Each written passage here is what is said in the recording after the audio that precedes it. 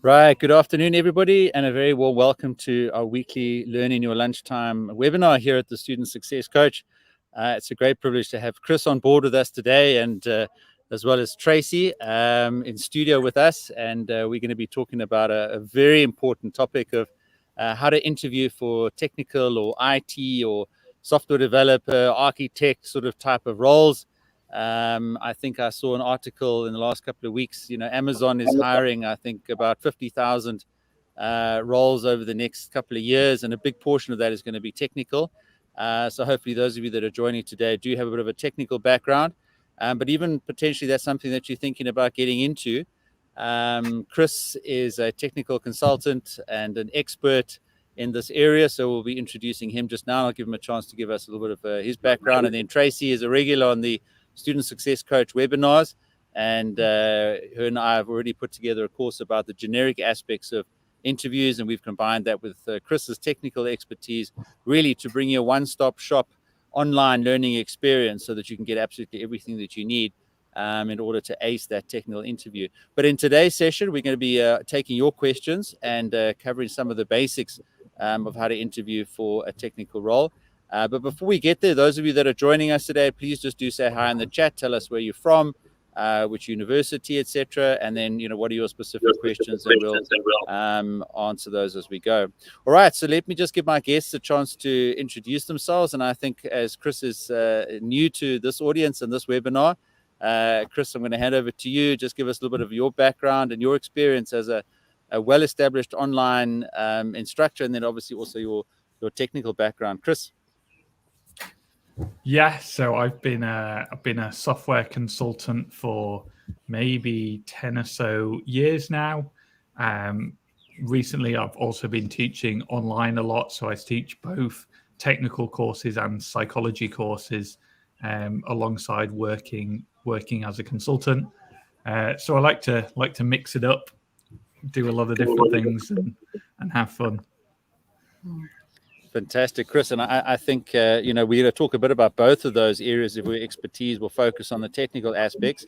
But so important that we're, conscious of the psychological safety and the anxiety around interviews. And I think you've got some fantastic insights about how that relates to the technical role specifically.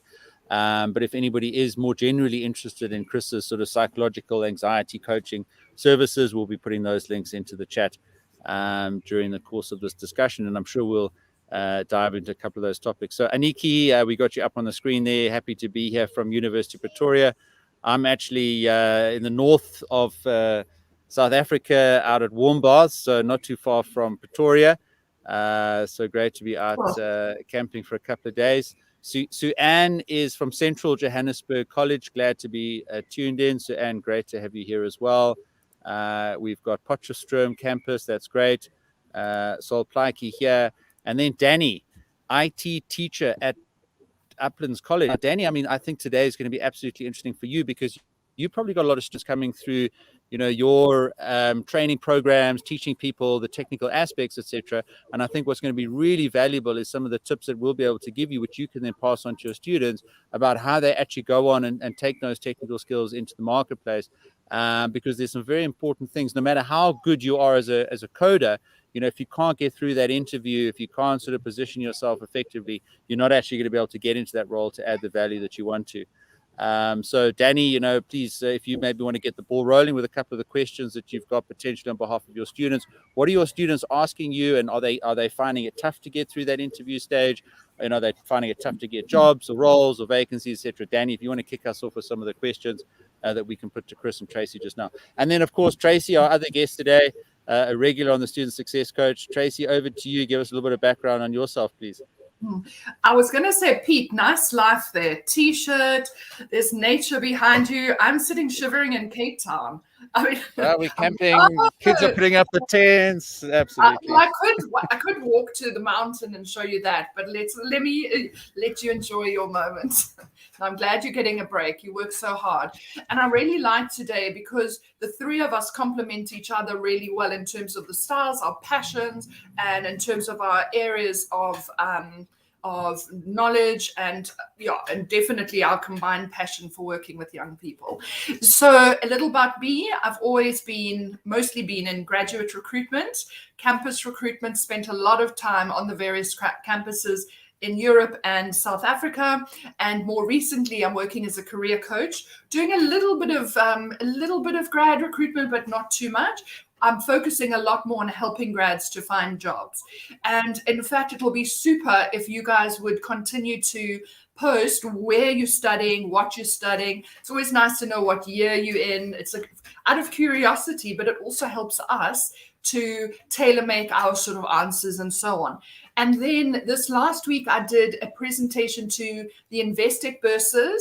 And then yesterday, I did a presentation to some of the Northwest University students. So if any of you were on those chats, I know I referred you here. It would be great to see you. Pop a comment in the post.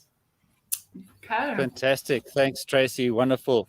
And Tracey, I know that you are now getting established as an online instructor and building up a bit of an audience and a presence on Udemy. So congratulations on that. And you've had a couple of paydays. So congratulations on your continued success there. All right. So I think let's dive into this topic of technical or IT roles. Chris, do you want to just frame the topic for us? I mean, so when we talk about a technical role, and for the audience and people listening out there, I mean, from, an employer's perspective, what are they looking for? Why do they set up an interview? What's the mindset that people should have as a candidate, going into a technical role? And I appreciate, obviously, there's a range of different types of roles, but just, position that for us from a technical perspective, adding value into an organization. Yeah, so I find with technical roles, it's normally a couple of stages on the interview. And there might be some kind of technical testing going on before that. And so by the time you get to the interview, they're probably already pretty familiar with your technical skills. And the interview itself is more about testing you as a person. Are you a fit for the company? Are you a fit for the team? Are you someone who's going to get on with the rest of that organization and really contribute? So a lot of, regardless of what technical role you're going for, I think that as soon as we hear the word technical skills, we sometimes just entirely focus on those technical bits, but actually there's a whole side of, you can be the best technical person in the world, you can be the best programmer, the best tester, but if you can't work within an organization, within a team, if you can't translate those technical skills into a wider audience, explain that to non-technical people, such as product stakeholders, other people with the company, external stakeholders, then you're not going to function well. And so a lot of what's happening in technical interviews is validating that you can do all of that stuff around it. Fantastic, Chris. And I think you made a couple of excellent points there. Just want to pick up on a number of them. So, we would assume there's some sort of technical competency tests, perhaps that would precede the interview. So we're assuming that, people are aware of that and they also need to prepare for that. And they are maybe quite specific to the role that they're working towards. And I mean, you very clearly distinguish between those two aspects, which I think is important for everybody. And your point around, can you work in a team? And one of the lessons that I contributed into the course, that was one of my top 3 tips, and in sort of leading and running large projects and sort of technical teams over the years. I 100% agree with Chris. If you can have the best technical skills, but if you can't think in terms of the team and the outcome and the business value that you're creating, those skills are not going to, be of any value to the organization. And that was certainly whenever I was in a panel, interview, looking for technical roles, I'd always be testing that team player aspect there that Chris talked about. So Lynn is in second year IT software engineering. So Tracey, just give us a little bit of a sense, from your point of view there, because I think you asked people to indicate sort of at what level they are in their formal qualifications. And I mean, bringing Chris's insights in around the importance of positioning yourself in an organization as a team player, etc., and presuming also that the universities will have some of those sort of generic interpersonal communication and team sort of type of skills training, etc. What would be your advice then, Tracey, to Lynn? And I'm always so, encouraged to see people, or still in their degree coming to these, because I think you've got to prepare for the working world way earlier than when you get your degree and walk out into the big wide world. So Tracey, just, at this stage of Lynn's degree, second year, what can she already start thinking about to prepare herself for the best possible career? Okay, so it's interesting how I tend to, having always been in the HR space, I've always tended towards doing the fit and interviews for the organization, and does the role meet the individual's sort of aspirations. And so doing this course has been really good for me, because it's made me, as you said, Peter, it's made me see them as two distinct areas. It's so easy to flow into them. Now, the next thing I'll say is, in a case like Lynn's, I'm seeing more and more people earlier on in their university careers, I'm starting to do this stuff. And it's huge, because in order to attract talent, companies are going to the universities and talking to the second years now, where they always used to say only postgrads. And there is so much you can do earlier. And that I often talk about job shadowing and internships. That's a key thing. So if there's ever a way for, it was Lynn, right? Okay, it was Lynn. If there's ever a way for you, Lynn, to go and get some on-the-ground experience, that's going to equip you so well for the technical elements of your interview. So what the interviewers do is they assume, and they can see on your transcripts, that you've passed certain subjects and so on, but you don't have any practical experience, so it's hard to talk through how you would apply it. And there's nothing better than you being able to do job shadowing, sit with one of the current graduates who are in that role that you would like to be in one day, ask them to tell you about what it is you do. So it may not be prepping for an actual interview yet, but it's about understanding how the business uses what you're studying. So by the time it comes to final year, penultimate year, you're able to convey that knowledge in an interview when you're nervous, right? So you're nervous. You're already going to be fumbling. So set yourself up by sort of practicing it right from first year. It's not easy. I always go on about go and get work experience, go and get job shadowing. It's not easy, especially when you're a second year, but it doesn't have to be something formal. You could ask someone who's coding in an amazing company, who's working as a business analyst, and ask if you could virtually shadow them for 2 hours, and you're going to know so much more at the end of that. Wonderful. So Lynn's very appreciative there of those comments, Tracey. And I just want to pick up on a point that you raised there about how, the companies are already getting onto campus, from second, third year, and already scouting for talent, I guess. So, and I always remember on the engineering campus, we'd see the university set out their tables, and there'd maybe be a little bit of an exhibition, etc. So what's your advice there for people, looking for technical roles, looking for technical experience, looking to get onto the bandwagon of the growth of, digitization and the reliance on software that companies have more and more, and which we talk about in one of my courses, for example, the digital masterclass, where just, this demand for technical roles, etc., is only ever going to increase. So now these companies are there on your campus. What do people do then? Should they just go and fill in the form and hope for the best? What's the best sort of approach, to get hold of these companies? In actual fact, I think by the time that they're coming on campus and you're speaking to them, it's too late. If you're starting from first year and second year, waiting until the year before you need a job and going to the career center quickly, or going to career fairs and looking through the brochures and saying, okay, these guys have roles, let me quickly apply. That's very reactive. And then you're not holding any power in your job search. Whereas from first and second year, if you start engaging with companies, these days, everyone wants technical skills, specifically in the IT space. The guys are clamoring for it.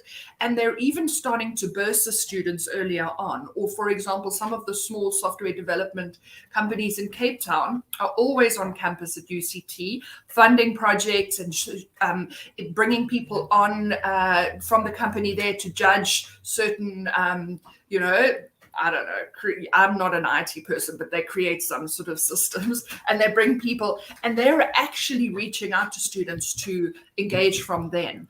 So there's nothing better than by the time the recruitment process opens up, you've actually already created a bit of a network into the organizations. I've said a few times this week, students don't do it not because they're lazy. They don't think that they can do it. You know, you think you're going to rash the person, you look desperate or whatever. But when there are 3,000 applications for a graduate program, the one or two who have already sort of made some sort of have got themselves involved in the company in some sort of way are going to be one of the 30 that stand out. Okay, yeah, I totally agree with you there.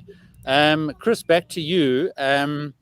Ramatabani says that she's a fourth-year IT in support services and has an interview lined up and will be her first interview. So, Chris, can we just coach Ramatabani here? And while you're talking, I'm just going to pop the course up on the screen so that people can see when you get access into the course. You will see Chris and Tracey giving some fantastic lessons and going into a lot more detail. And we'll put a free access link into the chat just now. But Chris, over to you in terms of just helping Ramatabani get the confidence and the right mindset that she needs to go into this first interview of hers. Yeah, so I think obviously gathering as much information about what they're going to be looking for as possible in advance. So is there going to be a technical test? Is there going to be a technical presentation? Are they going to be doing some kind of role play scenarios? Is it going to be more of a structured interview with questions and then understanding what kind of preparation is best to be done? A great way I find as well is also work out who's going to be on the interview. So sometimes you will get an interview with very technical people, and sometimes you will get an interview with other parts of the business. And of course, preparing for those two is very different, because if you've got technical people, you want to be able to demonstrate that high level technical knowledge and make sure that your answers are demonstrating all of the things that they will understand. And you can go into quite high technical detail about that to demonstrate that knowledge. Whereas if it's non-technical people, then you've very much got the test of, okay, well, how do I take all of my technical skills and how do I translate that into a part of the business that doesn't have that technical understanding, so that I'm A, not going to confuse them, and B, demonstrate that I can work within this environment where there are a mixture in any business of technical and non-technical people, and making sure that my answers are appropriate and that communication works and flows very well. Brilliant, Chris. And just go ahead, Tracey. You know, that's actually a really good point. I know that when I was talking earlier about translating what you've learned academically into how you're able to explain it to someone in an interview. So when they're interviewing you, you'll have someone from business, but also HR. So the HR may not understand it, the business will, but to practice that, you guys can sit with your classmates and ask each other technical questions and practice how you respond. And what I used to do is, if I was interviewing in an investment banking role, I would say, how would you explain what a derivative is to your grandmother? And that's a really good way of testing understanding versus just, verbatim. Fantastic. Thank you, Tracey. Appreciate that insight. It's absolutely fantastic. And I mean, Chris, it looks like Ramatabani is going a little bit more into the support services aspect of it. So I wondered whether you had any specifics just related to that role particularly. And then in the second part of your answer, could we start looking at the anxiety and the psychological safety aspects of it? Because you give some wonderful lessons in the course on that, and it's a specific area of speciality for you. So let's just cover off on the support services aspect. Is there anything specifically there that they need to be thinking about, which is obviously very different to a software developer, very different to a tester, project manager, etc. It may or may not come up in the interview, but be useful to help her. And then if you could segue into the anxiety and the psychological safety aspects for Ramatabani specifically, but for value for everybody else on the call.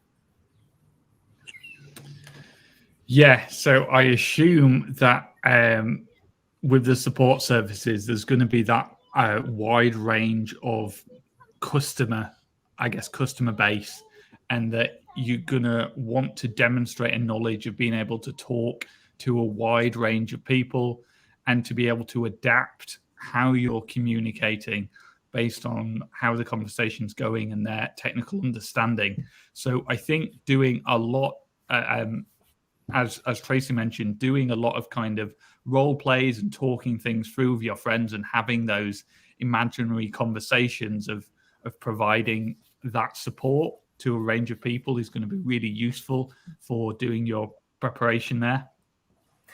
In terms of managing the anxiety around that, I think it's worth taking a moment to consider just what it's going to feel like to be in that interview. So one of the reasons that the role plays are really useful in that it creates that kind of level of anxiety, not quite to the same extent, but it creates that little bit of feeling of being put on the spot and having to deal with it, that will adjust you and get you ready for that interview, so that when you're in the interview itself and you suddenly get that, okay, now I'm on the spot and now I need to provide these answers and try and be smooth and be helpful and demonstrate my technical knowledge, you already know what that feels like. And so the more kind of test interviews they do, also the more other interviews you can do. Like I always take an interview, even if I don't want the job, on the basis that it's gonna be a good thing to do. It'll help me practice my interview skills. And then if things go wrong and they offer me the job, I can just say no.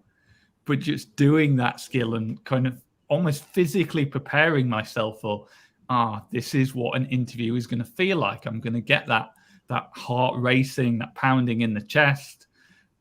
The more time I can spend in that kind of zone and know what it's going to feel like, then the more comfortable I will be. So I always compare it to learning to drive. If you've learned to drive, when you first learn to drive, everything happens at like 1,000,000 miles an hour because you're nervous and there's all these things to do. You've got to operate the pedals and the steering wheel and the gears if you're in a manual. And by the time you learn to drive, all of that stuff is kind of happening nice and slowly because you've mastered it all, you're feeling calm, and you can just have that little thinking space to be able to stop and really put together, work out what you're going to do. And it's the same with interviews. If you can do plenty of those kind of role play scenarios, if you can do plenty of every time you get a chance to take an interview, take it, then what you'll find is the more you do, the more that when you're in that interview, everything will be a bit slower, you'll be a bit calmer, you'll have your anxiety a bit more under control, and therefore you'll have that thinking space to give better answers and demonstrate your knowledge more fully. Super. Thank you, Chris. Appreciate that. And what I'm just going to pop up onto the screen now is sort of the inside of our course. And Chris, if I could ask you then just to touch on, and I'll put it up on the screen there and sort of browse through the curriculum on the right-hand side there. But let's just have a look then at sort of, the major sections. We'll give you a bit of an introduction there. I'll give you some top tips from my perspective. You'll have a chance to introduce yourself to everybody. And then, Chris, just let's run through potentially some of the, technical tests and competency aspects in a technical interview. And you talk about, building skills, technical test, pairing exercises, problem solving, etc. Do you just want to quickly give a sense of what people will get in these lessons, not necessarily all the detail of what you teach in those lessons? Yeah, so we'll go through a lot of the most likely scenarios as to how a company would approach that kind of testing and how you can prepare for that. And also how you should, what is the company looking for when they give you that technical test? So in terms of the skills that you need to demonstrate in order to kind of complete the test successfully, what are the skills that they're looking for, and how can you adapt your responses to make sure that you're fulfilling that criteria?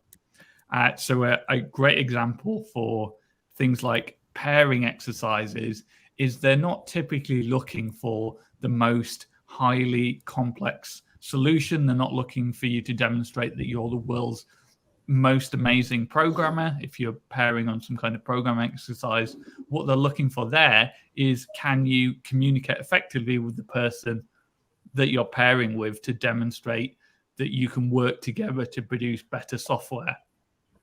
And so having all of this understanding of what the goals, what the company is looking for when they give you these kind of tests, then you're able to far better focus the way you approach the test in order to demonstrate that you're the right candidate for this role. Absolutely. Brilliant. Thank you, Chris. Appreciate that. Tracey, over to you. And while you're talking a little bit about the course, I'm going to put the free access link into the chat. And Tracey, if you could just talk about the course and your contribution to it and the sort of lessons that you bring in. And let me just pop those up onto the screen. So, for example, showing up at an interview, some of your experience of preparing. You even tell a story about, a scary time that you had to go through an interview. And, Tracey, just give everybody a sense of how, we'll help them, get the technical job they want by going through this course. Over to you, Tracey. Absolutely. So, Pete, there's so many elements, and that's why I actually enjoyed the doing this course, even though I don't love having my face up on the screen. Thank you, Peter Alkema. But what I enjoyed about it was compiling our experiences, so all the years of being a grad recruiter, what I've experienced in the interviews, how I've been able to help people prep, how things have happened in interviews, all the good stories, the bad stories. So I really I enjoy that I'm able to collate all this info. And I think that's why our Udemy course is so powerful, because you can really tell it from a recruiter's perspective. And when you've done it for 20 years, you've seen a lot of interviews. And why I loved collating it amongst the three of us was because we could actually talk to each different element. And a lot of what I focused on was the generic interview information. So how to prepare for an interview, what to be doing beforehand. So not only from a technical perspective, but the small things such as answering questions in a way that impresses, what not to say, what you should say, things that make a difference. And they'll have to buy or access the course or sign up to hear the stories of how the funny stories, because I'm going to keep that as a teaser. However, all in all, I think we've captured the entirety of what an interview is. We all think of show up, answer questions, and leave. And there is so much more, right from the way in which you confirm the email. You ask who's going to be in the email, you confirm the interview. You ask who's going to be in the interview. Then you're going to do some stalking on LinkedIn to find out who they are. You can go back and you can say to people, what will the interview be like? Should I prepare something? You'll get into the interview. I talk to you about how you can take a notebook and a pen. And when you're nervous, you can actually say to the interviewers, I'm really nervous now. Do you mind if I just put my thoughts down on paper? Or little tips like, you always take a glass of water in with you. And if you're feeling stressed, and especially if you've been given a technical question that you need to think through, it's such a good tip to be able to pick up the water and just say, excuse me, I'm having a sip, breathe, and then be able to bring your A game. I just wanted to go back to something that Chris said earlier about accepting interviews. I'm the same on that. Fair enough, it takes time to prepare, but the learning is exponential. Even if you don't end up getting the job or wanting the job, it is a dress rehearsal. And even with us doing this work, the webinars and so on, we were so nervous. I was so nervous in the beginning. And as I'm doing it more and more, I can just feel how my knowledge is coming through over the nerves. And the last thing on that is I actually challenge people. I say, make a group of 5 in your class. And every Monday, you ask each other 3 questions, hardcore interview questions, and the other 4 score. And whoever is the lowest score has to buy drinks on Friday night. To turn it into something like that and turn it into something competitive and be tough on your teammates, really drill them, because it's a tough world out there, and let's get them upskilled, and let's get you guys drinks. Let's turn it into something fun. Yeah, it's kind of like what Chris was saying, to deal with anxiety, you almost have to practice it, so you have to kind of anticipate what's going to come your way. I think you'll never get away from the nerves on the day itself, but at least you can anticipate what's coming. You know how you're going to respond to it. You'll be better able to deal with it on the day. So Tracey, I mean, brilliant sort of, insights into the value of the course. What action do we want people to take? So I've given the link, go through the course, get the value from it. What's that critical action that we're looking for from everybody, which is so important for us as instructors, Tracey? I think it's critical that we get reviews. So how it works is we ask, whilst we're not saying go and review us and give us amazing reviews, not at all. We ask for honest reviews because we learn so much from that feedback. And it also inspires us to do more of this work. So what we do is when we offer the free access for a short period of time, we have to limit it. We are only allowed to do it for a day or 2. But if you go in and sign up for the course, you can then complete it at any stage. And then also you've got access to that info for life. I mean, you may not need to interview now, but in a year's time, you're going to an interview, can go back, check up on a couple of the tips and advice, refer back to it. It's all so nicely categorized. Now, I personally wish that I would have had it, because I really did suck in a couple of interviews. When I was nervous, I freeze. And then I forget what the question was, and it's just abysmal. So these tips are going to hopefully help people not to be in the same situation. Thanks, Tracey. And Chris, over to you, just to sort of promote the course and get everybody to take action. We really want you guys, as soon as this webinar is over, to enroll in there, dive into a couple of lessons. Udemy is going to prompt you to leave a rating and a review. We really ask you to do that, not just for ourselves, but also so that other students that are browsing the landing page of the course in the future can see what students like yourself have thought of it and the value that they've got from it. And as Tracey said, just make it honest and detailed, but do take that action to give us those reviews and those ratings. Chris, you want to just promote the course a little bit? Yeah. So I think what you're going to get inside the course is literally decades of experience between the 3 of us. So there's a ton of value to be gained in there. And of course, we're all on there as instructors as well. So if you do have questions, if things aren't completely covered in a way that you're not quite clear on, then we're also available on there on things like the Q&A board. So we want you to get in there to really engage with the material and to really get as much value out of it as you can, because that's what we're here for. We're here to help you succeed, and nothing's going to make us more exciting than you coming in, absorbing all the material, leaving us a review, and then hopefully getting the job. That would be fantastic. Hearing success stories really makes it worth it for us as instructors. So we really want you to succeed as much as possible. Absolutely. I put that quote there of Chris's decades of experience. And Chris is a well-established online instructor, and you can go and browse a range of his other courses. And I think the time and money that you put into buying either Chris's or Tracey's courses, really is going to tap into that decades of experience. It will help make their business more sustainable, help you get the job that you want, and solve any of the problems that these excellent instructors are offering to help you with. All right, guys, we sort of got 15-20 minutes or so, and I'm keen just to continue giving a little bit of value. So let's just pick up on a couple more questions here.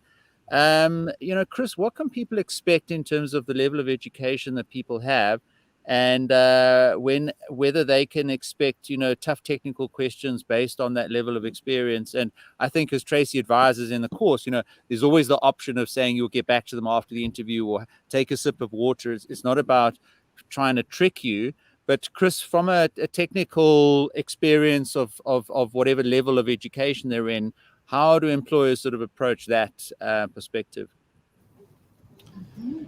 Yeah, I think a lot of employers now are moving towards a more structured, standardized interview format where every candidate is going to get the same questions.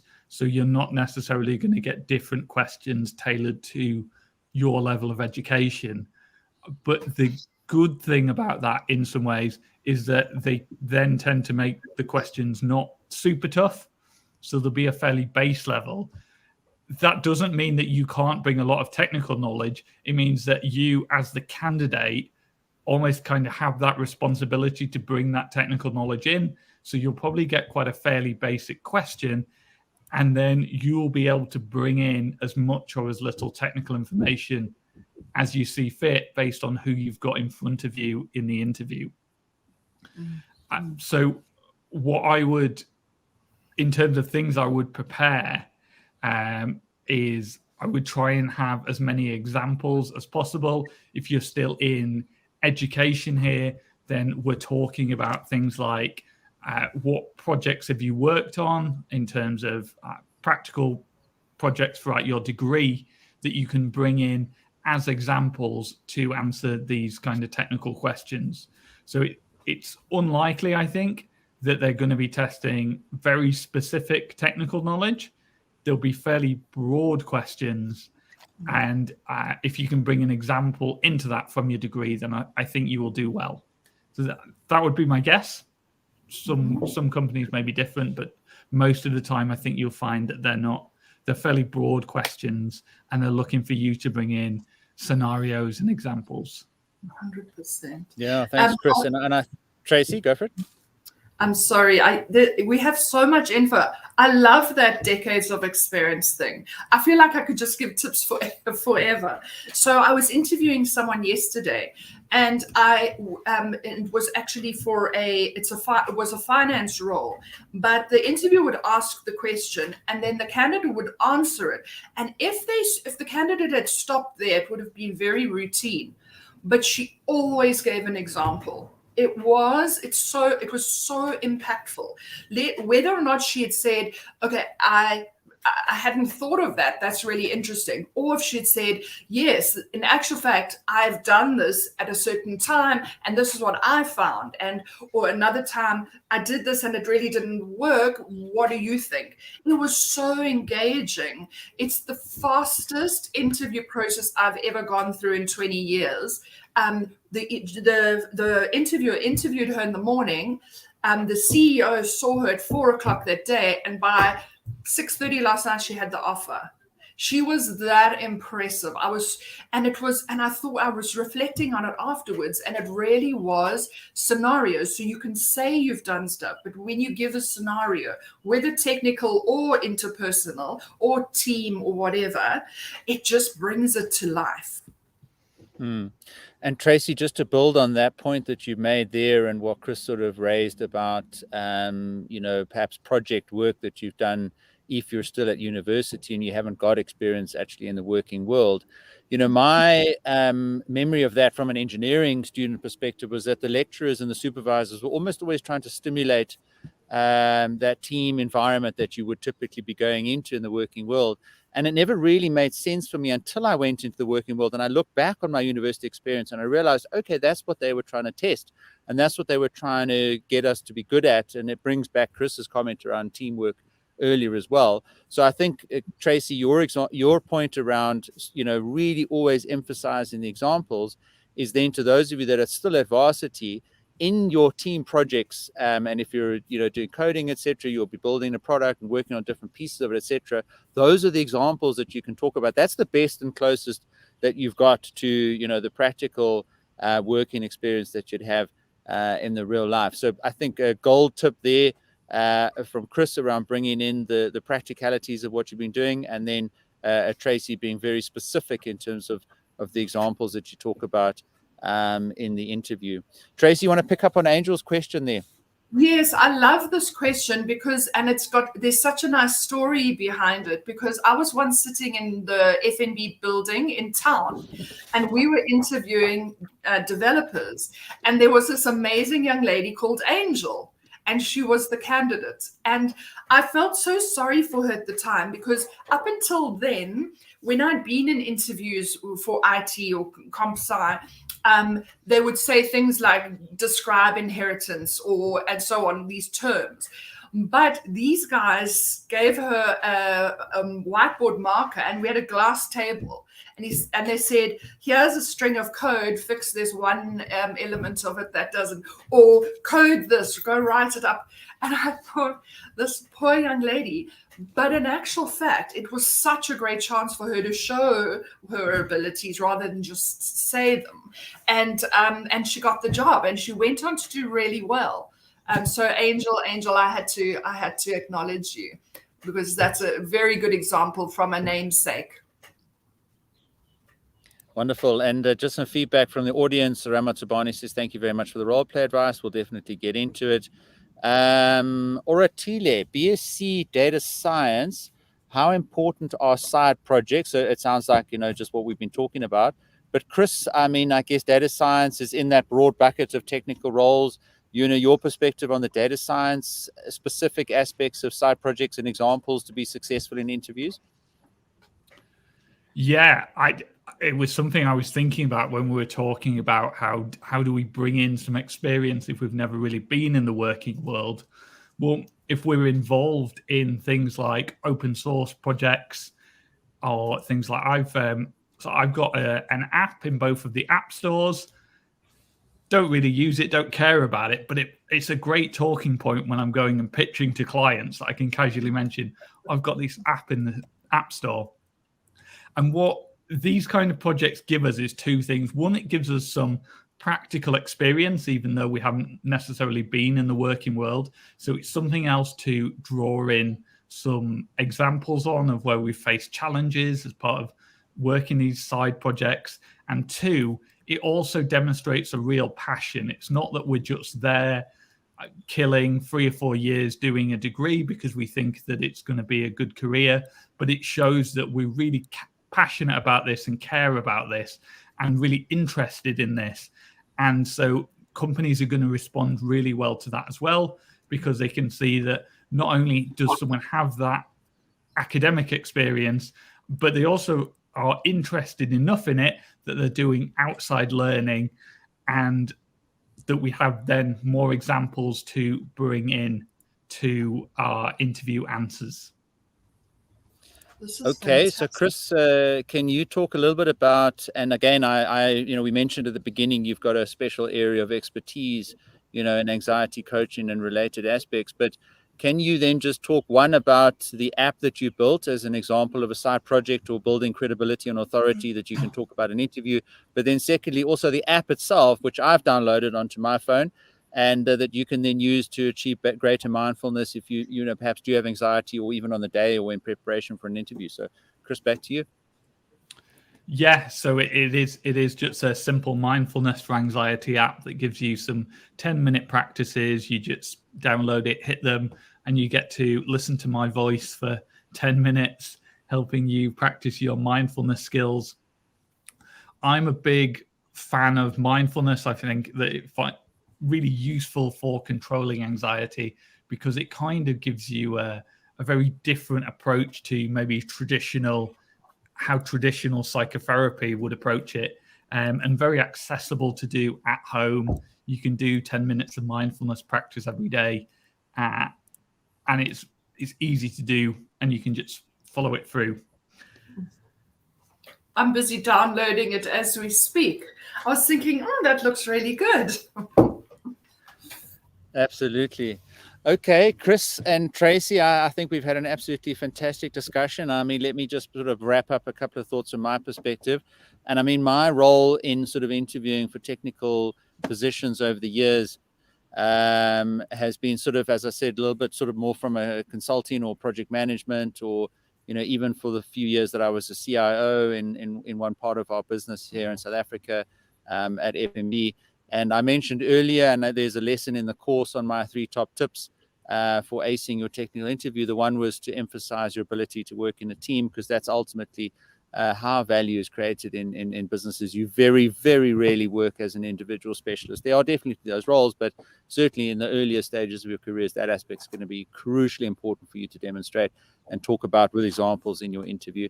The second tip in my lesson, which I'll give you now quickly, is to always link your role and your skills to the business value ultimately that needs to be created. So whatever, so Chris has talked about his mindfulness app, and his goal there, or the value you get from that, is to achieve greater mindfulness to solve your anxiety problems. Now, Chris can probably talk for hours about the technology behind the app, but he links it very clearly to the value that you get from that technology and his skills in that area. So when you're going into a position and you're interviewing for it, and you've got some awareness and you've hopefully done your research about that role or that team or that division, you need to be able to talk in the language of how business value is created through technology. And that is going to require a little bit of research, which Tracey coaches you on in the lesson. And the candidates, in my experience, that have been able to answer with that business value in mind, not to say that the technical aspects aren't important, and those need to be tested, and you can't compensate for a lack of technical skills by talking about business value. We will see through that very quickly. But we want technical people that can see all the way through to the end product and the value that's going to create, how it's going to solve issues for customers, for internal users of that product, or whatever it is that you're working on. And then the third aspect was really just about your ability to communicate and to interact with your colleagues.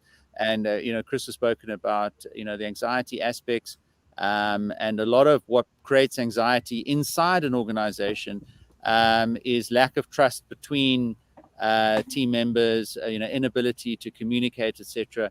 And where we find teams, so working as a team, very important. But then where we find there's conflict and lack of trust, or, as I said, a poor communication between people, technical people, business people, it honestly doesn't matter. That's where we get the anxiety in the teams. And that's what impacts the quality of software product that we're wanting from those teams. So, I've been a big student of agile principles, for example, and there they talk about a safe, trusted environment within which people with the skills can get on and do the job. So, those are a couple of thoughts from my perspective. And those of you that are going for interviews in the next few days or weeks, etc., you can come back to this webinar, and you can catch the recording here on the YouTube channel. Please do subscribe, and you can get that recording at any time that you want to. You can also get lots of future webinars and coaching tips on the channel. And of course, most importantly, you can get a lot of what we've been speaking about and a hang of a lot more detail, and some activities and worksheets and downloads in the course, which we provided to you for free access today. And as Tracey's indicated, please do leave a rating and a review on there. Highlight specific aspects in the course that meant a lot to you, so that future people looking at the course landing page can see your review, pick up on that, jump into the course, and get the same value that you'll have got from the course. And then Chris made a very important point there.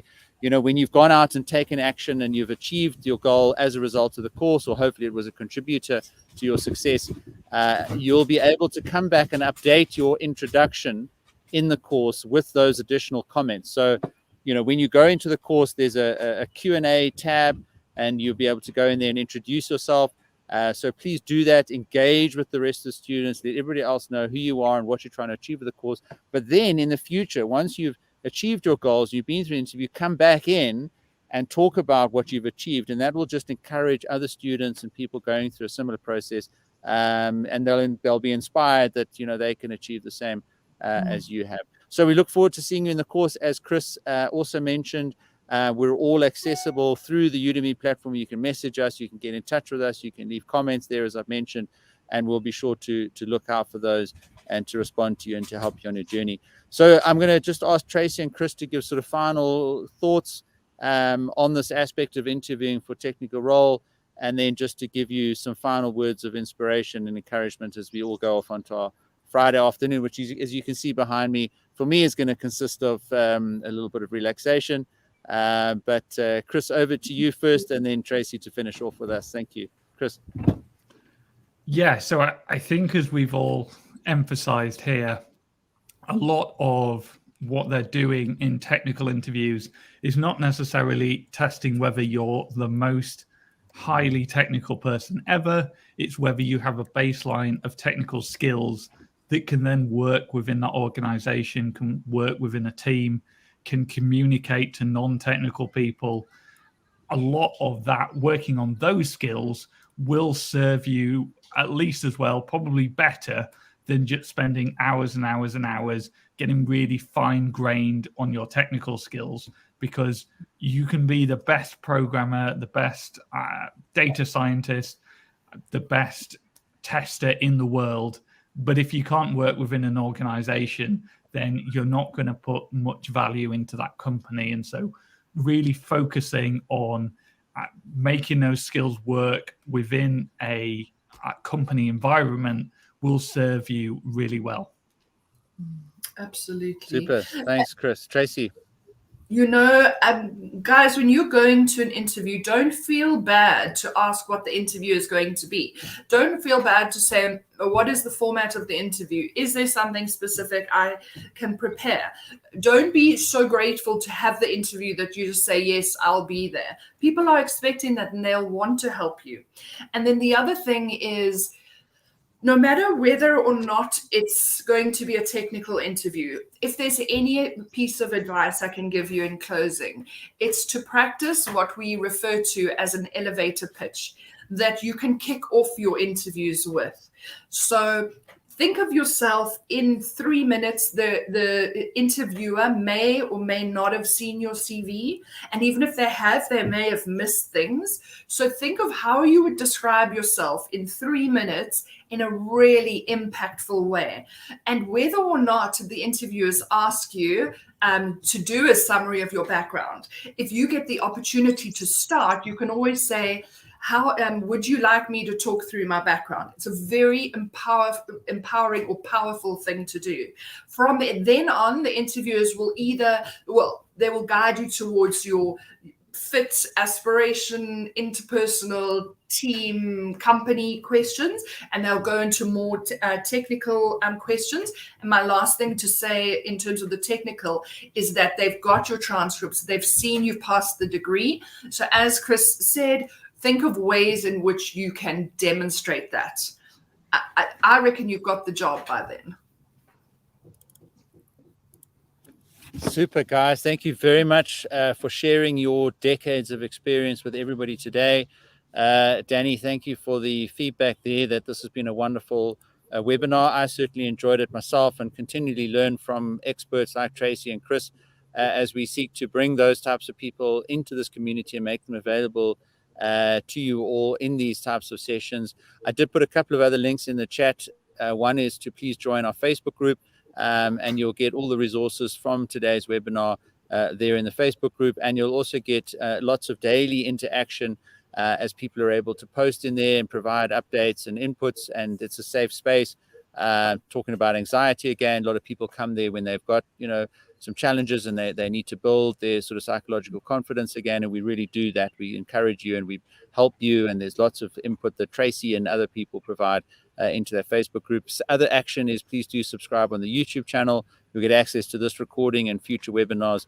And then thirdly, of course, and Ontokoza, thank you very much for your comments there, that this was really very resourceful. But Ontokoza, what we'd really like you to do now is take action and dive straight into the course. Go and introduce yourself in the Q&A tab there. Leave a rating and review when it comes up. And of course, as Chris said, go and get that job.